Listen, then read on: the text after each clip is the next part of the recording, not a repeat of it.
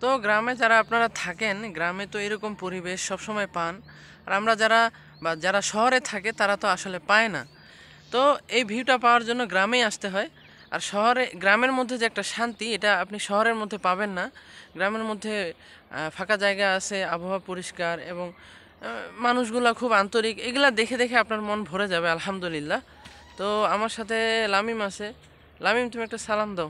আসসালামু আলাইকুম। কেমন লাগতেছে তোমার? আমার খুব ভালো লাগতেছে। জোরে বলো। খুব ভালো লাগতেছে। খুব ভালো লাগতেছে। তো তুমি যে আসলা, তোমার মানে তুমি কতদিন থাকবা এখানে? এখানে তো আজকেই চলে যাবো। আজকে চলে যাবা? তো আজকে আমরা চলে যাব, আবার বাসায় চলে যাব। তো এই জন্য সকালে আসলাম যে এখানে কাঞ্চনজঙ্ঘা দেখা যায়। তো আপনাদেরকে তো দেখানোর ট্রাই করলাম, জানি না কতটা এসছে। যে পাশে দেখা যাচ্ছে এই যে সাদা একটা বাসা দেখা যাচ্ছে, ঠিক এই বাসাটার উপরেই। আরেকটু আমি জুম করে দেখাই, যেহেতু আগে আরেকটু দেখালাম। হালকা হালকা, আসলে পুরোটাই আসছে না।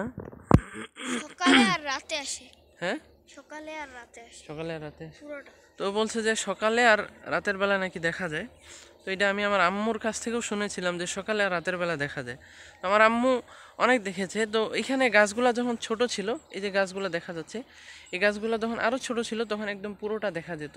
আর তেঁতুলিয়া থেকে আপনারা যারা কাঞ্চনজঙ্ঘা দেখতে চান, এটা যদি জানেন যে আপনারা তেঁতুলিয়া যদি যান তাহলে পুরো ভিউটা পাবেন একেবারে স্পষ্ট, মনে হবে একেবারে কাছেই আমি পাহাড়ের নিচেই আছি এরকম মনে হবে। তো তেঁতুলিয়া সবাই সবাই আছে। সবাই আছে না? তো বলছে যে ওদের ওর দাদির বাসা কিন্তু তেঁতুলিয়া। তো বলছে যে তেঁতুলিয়ায় আমার সবাই আছে, তো ওইখান থেকে আমরা যাই এবং দেখি। তো ও বলছে আর কি। তো আজ এই পর্যন্ত। এই যে আলুর ক্ষেত।